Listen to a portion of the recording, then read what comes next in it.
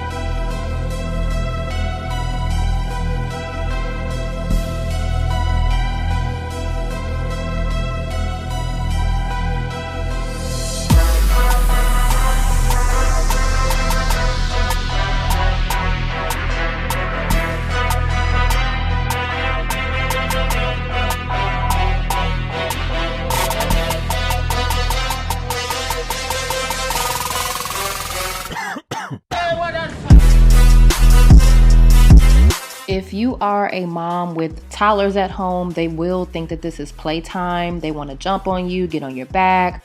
Don't take yourself too serious. Just incorporate them into your workouts. It makes it more fun, and this is just extra bonding time. So get used to it.